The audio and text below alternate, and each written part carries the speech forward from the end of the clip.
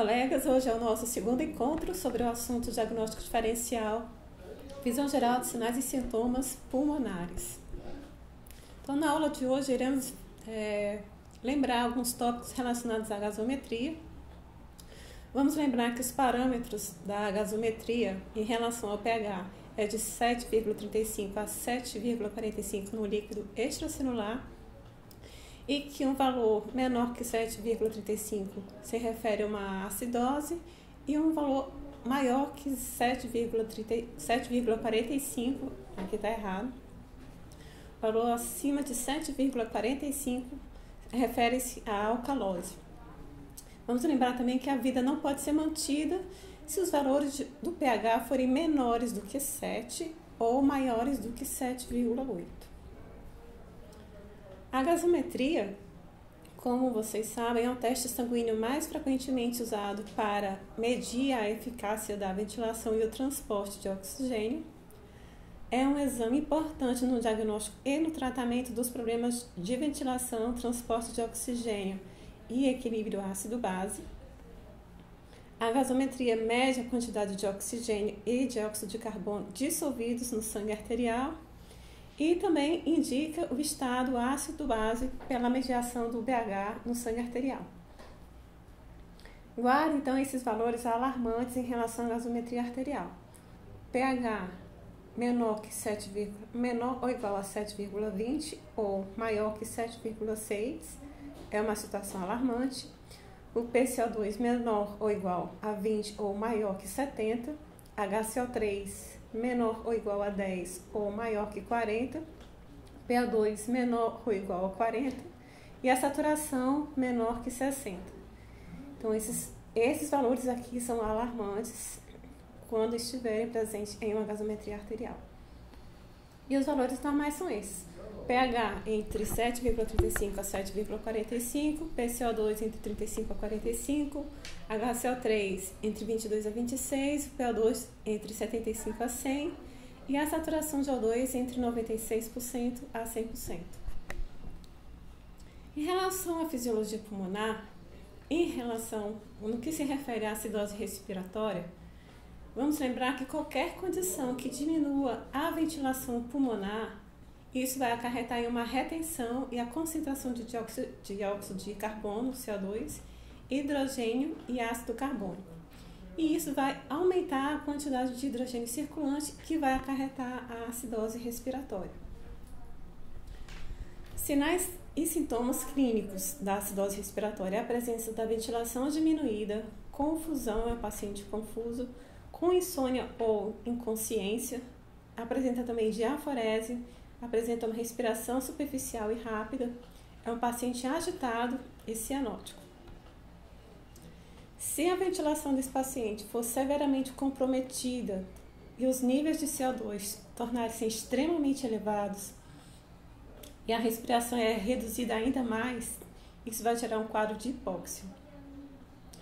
E quando houver associação da acidose respiratória com hipopotassemia, esse paciente corre sérios riscos de sofrer mudanças cardíacas que podem ocasionar uma parada cardíaca. Quais são, então, as condições patológicas que diminuem a eficiência do sistema respiratório e que acarretam uma acidose respiratória? Então, são as condições, por exemplo, de um paciente com lesão medular, obstrução de vias aéreas, perda da ventilação da superfície pulmonar, fraqueza dos músculos respiratórios e overdose de drogas depressoras da respiração.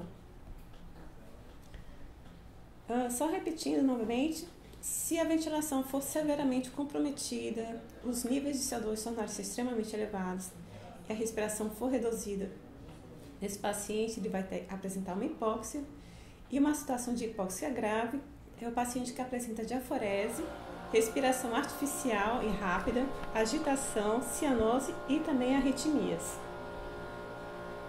Para o tratamento para acidose respiratória, vamos procurar restaurar a ventilação eficiente, fazer uso da ventilação mecânica e o encaminhamento médico deve ser imediato.